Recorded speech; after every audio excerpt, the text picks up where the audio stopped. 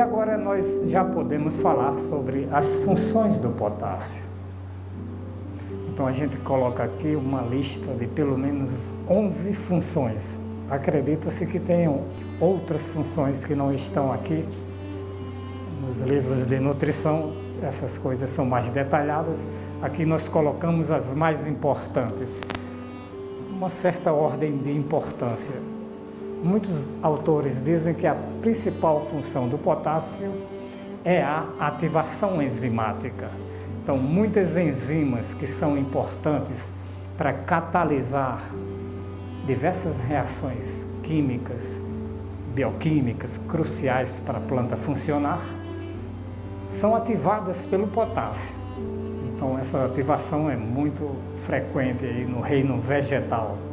Já foram catalogadas mais de 70 enzimas que são ativadas pelo potássio.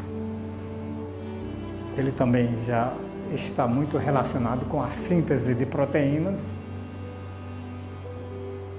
Veja bem, ele não faz parte das proteínas, mas ele ajuda a fazer as proteínas. Ele também é importante para a regulação da turgidez dos tecidos vegetais. Isso está relacionado com as relações hídricas, é como as plantas usam a água que elas absorvem. Então, o potássio vai ajudar a manter os tecidos sempre cheios de água.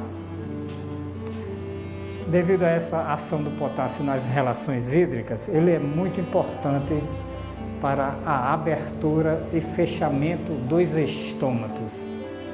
Em um vídeo que nós temos, cujo link está aqui na tela, nós mostramos detalhadamente como se dá essa influência do potássio na abertura dos estômatos, nos movimentos estomáticos.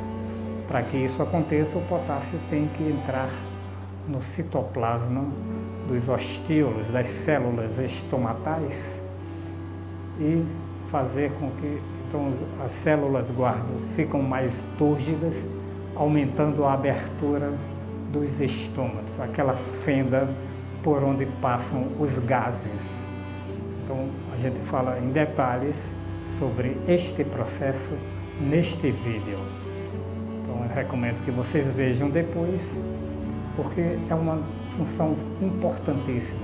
Devido a essa função nesses movimentos estomáticos, o potássio vai afetar um importante processo, aliás, talvez o mais importante das plantas, que é a fotossíntese. Então, sem potássio não ocorre atividade fotossintética nas plantas superiores. Além de contribuir para fazer os estômatos funcionarem, o potássio também faz com que as plantas sejam mais eficientes nas relações de energia. O que é isso? A planta vai utilizar com mais eficiência o ATP e outras moléculas altamente energéticas que promovem o metabolismo geral em várias atividades como fotossíntese, respiração, absorção de nutrientes. Então, tudo isso, para todas essas coisas, as plantas precisam de energia, e o potássio, talvez devido ao fato de que ele ative muitas enzimas que formam essas moléculas, ele está muito relacionado com isso, ou seja, ele promove essas relações de energia nas plantas, assim como a translocação dos carboidratos no interior das plantas. Isso também é importante. A questão da transpiração, que está relacionada com o uso de água, o uso eficiente da água, como nós já falamos, as relações hídricas, a resistência das plantas a coisas adversas como geadas, condições de falta de água, até a presença de sais. Resistência das plantas a doenças, por exemplo, ataques de fungos e bactérias se tornam menos letais quando as plantas estão bem nutridas com potássio, então elas ficam mais resistentes ao ataque de fitopatógenos. É muito comum também a questão da qualidade dos produtos ser melhor, quer dizer, os produtos, que produtos? Frutos, folhas e outras coisas produzidas pelas plantas ficam mais palatáveis, digamos assim, características organolépticas muito mais interessantes, laranjas mais bonitas, sem problemas nas cascas, essas coisas. Então, plantas bem nutridas com potássio têm seus frutos e grãos com uma qualidade muito superior. Além da resistência ao acamamento, ou seja, em plantas que tendem a acamar, ou seja, elas perdem a condição de estarem eretas e caem no solo. É muito comum nas gramíneas, por exemplo, plantas bem nutridas com potássio, isso não vai acontecer. A gente vai colocar agora alguns dados para destacar algumas dessas funções. Por exemplo, já falei sobre a ativação de enzimas. Já foram registradas mais de 80 enzimas das plantas que requerem potássio para sua ativação. Aqui a gente tem uma tabela retirada do nosso livro, esse aqui que de tão usado já está até sem capa, o livro do Malavolta, um livrinho antigo, mas muito bom para quem quer iniciar seus estudos em nutrição de plantas. Eu recomendo. Então, nesta tabela retirada deste livro, ele coloca algumas enzimas importantes que são ativadas pelo potássio. Nós não vamos detalhar para que serve todas essas enzimas. É só para vocês terem uma ideia da importância do potássio nesse quesito de ativação de enzimas. Aqui, essa quinase pirúvica está relacionada com a produção de ATP. Então, ela tem importância naquela coisa que eu falei para vocês, em relações de energia. Ela vai transformar ou catalisar essa reação do fosfoenol piruvato para mais ADP, formando piruvato e ATP. Isso foi extraído, essa enzima dessas espécies Cucurbita pepo e zeamais, no milho.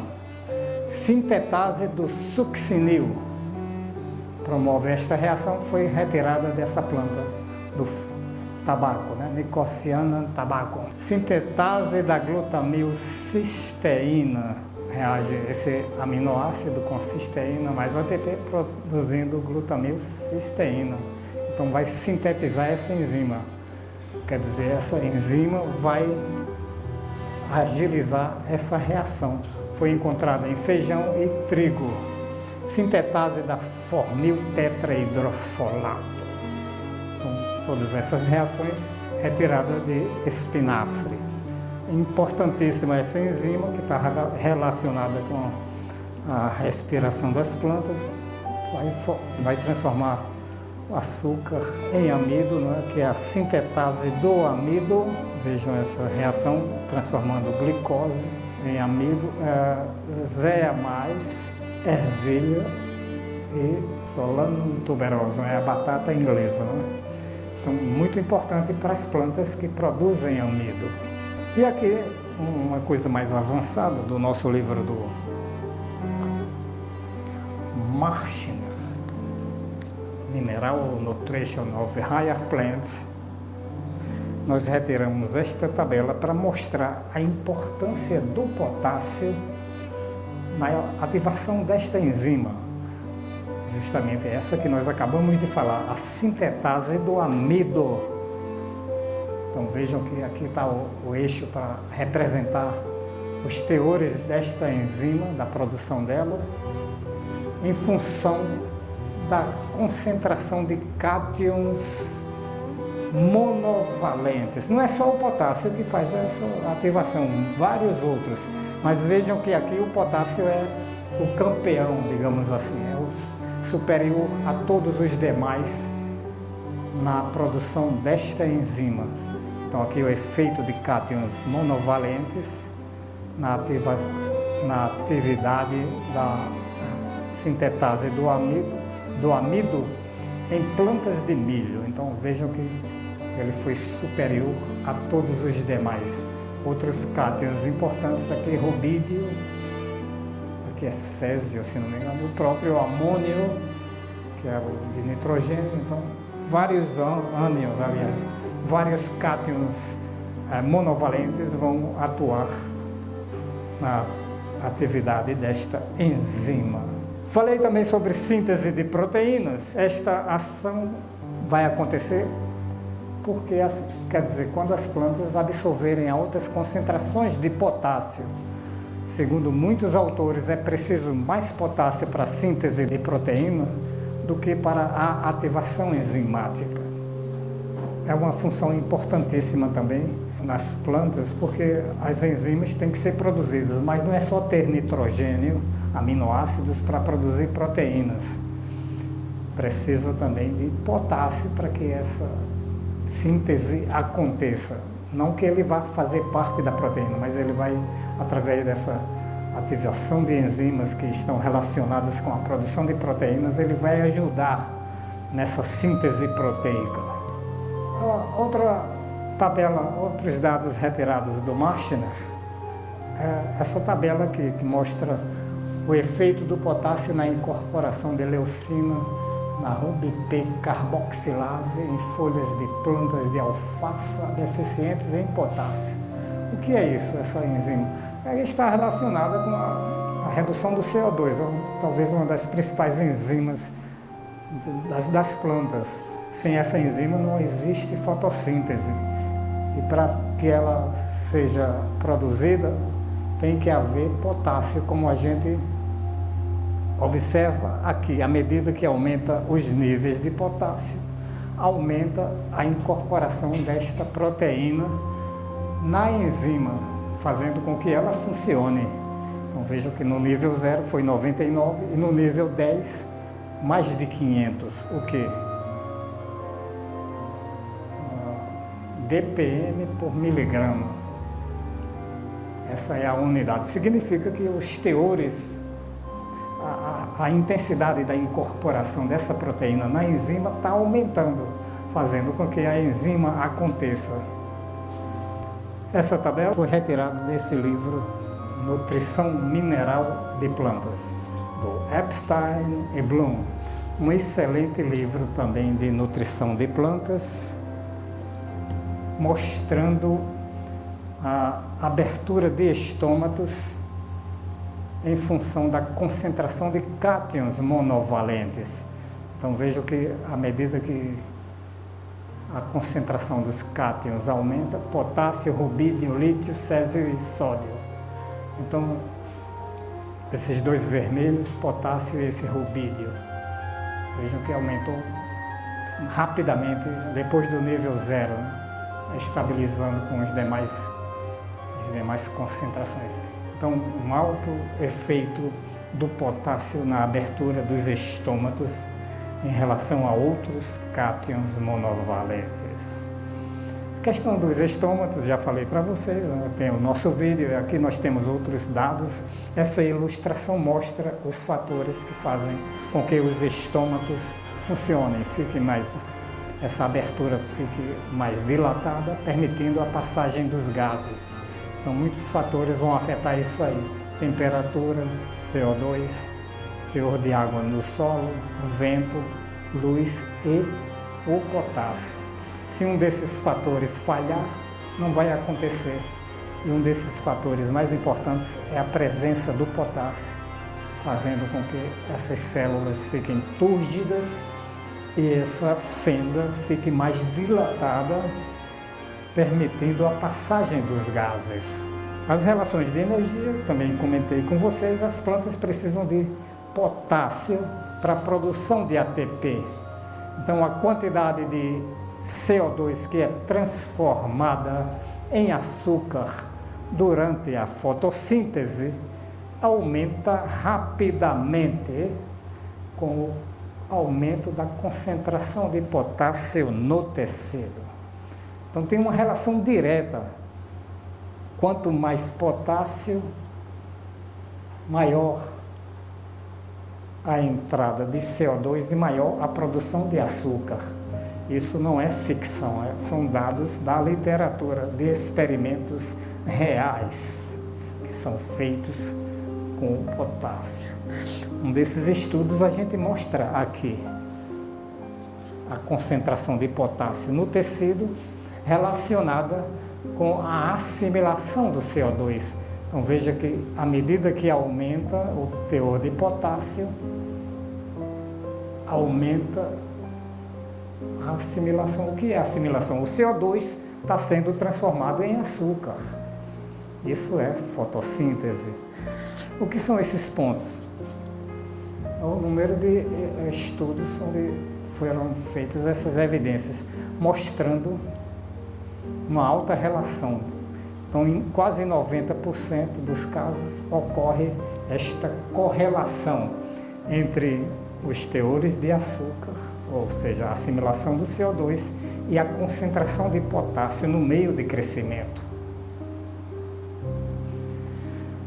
A qualidade dos produtos também já foi comentada. Então, cor, tamanho, acidez, resistência ao transporte e outras qualidades de grãos e frutos são beneficiadas por um bom suprimento de potássio. Aqui a gente vê o efeito de doses de potássio na qualidade de laranjas. Então vejam que eles aumentaram os teores de potássio no solo e observaram esse efeito do aumento na concentração de várias coisas aqui.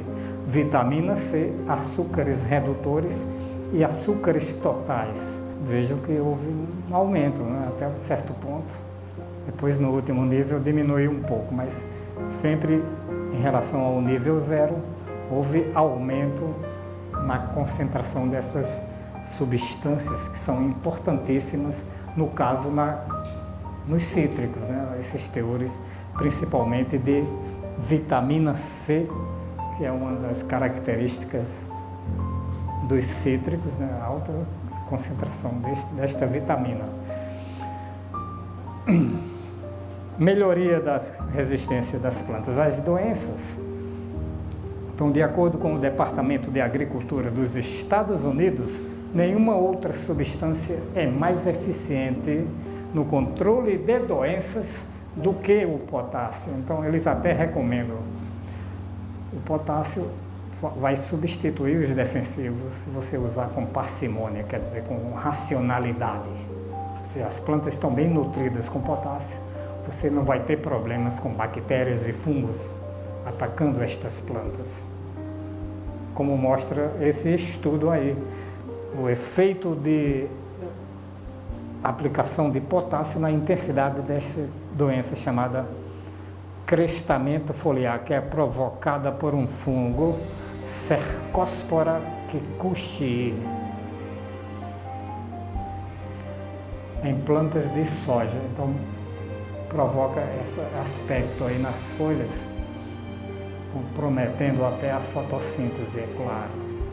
Então aqui vejam a dose de potássio em K2O por quilos por hectare e o ataque por esse fungo, tanto no 6º ano quanto no 7º ano, houve uma redução significativa da incidência desse problema com o aumento da dose de potássio, mostrando aí na prática essa teoria, né? Que o potássio melhora a resistência das plantas a doenças. Existem outras funções, nossos livros aí estão repletos de exemplos, então recomendo que vocês leiam. Agora vamos falar um pouco sobre a questão dos sintomas, como é que nós sabemos que as plantas precisam de potássio, porque elas vão manifestar sintomas de que ele está faltando. Então, sintomas clássicos, dependendo da cultura, não é o mesmo sintoma para todas as plantas, mas no geral o que acontece é isso aí, uma clorose seguida de necrose nas margens e pontas das folhas.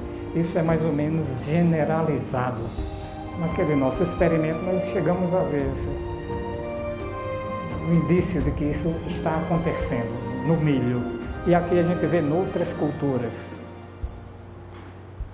Por exemplo, em tomateiros, essa questão das margens necrosadas. Aqui no milho, né? E nesse caso eu acho que é uma leguminosa, deve ser feijão. Aqui outras fotografias mostrando esse aspecto. Margens necrosadas. Primeiro ficam amareladas, depois ficam com esse aspecto necrosado. Aqui também no milho e em tomate. Outros aspectos dos sintomas. Então, em muitas espécies, as folhas ficam verde escuras ou até azul esverdeadas. Ocorrem pequenas manchas de tecido morto ou necrótico, frequentemente nas folhas, né? Esse aspecto aí. E pode haver também necrose marginal ou murcha das folhas, e o crescimento também é comprometido. Geralmente, plantas sem potássio crescem muito menos do que plantas com potássio suficiente. Sob condições severas, então, ocorre a necrose das gemas laterais. Aqui, outras fotografias mostrando isso aí, sintomas de deficiência em folhas mais velhas, né? Vejam bem, isso aqui é clássico, clorose nas bordas. Clorose significa o desverdecimento, ou seja, a perda da cor verde. Então as plantas, você chama amarelecimento, mas o certo seria desverdecimento. Ou simplesmente clorose. E vejam que já tem uns pontos necrosados, né? Necrose, morte das células, né? Então começa com a clorose, se a deficiência fosse se acentuando, aí tende a provocar a clorose, ou seja, a morte das porções marginais das folhas. Aqui, deficiência de potássio em milho,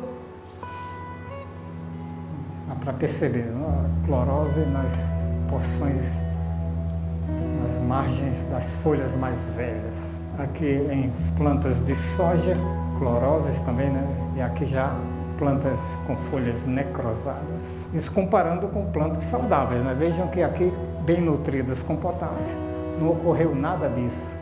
Certamente essas plantas têm a mesma idade. E aqui, para fazer essa aula, nós usamos todos esses materiais. Alguns desses livros nós apresentamos durante essa aula. Então, eu sempre recomendo, nada substitui uma boa leitura. Sempre procurem ler as fontes, esses vídeos e outros vídeos. Na internet são importantes, mas é bom ler para entender melhor os processos e fenômenos, no caso, relacionados com a absorção e a utilização de potássio pelas plantas. Com essas palavras, encerro nossa aula de hoje. Obrigado por assistirem até aqui. Obrigado a você também, internauta, por assistir esta aula até aqui. Vejo vocês então na próxima aula. Tchau.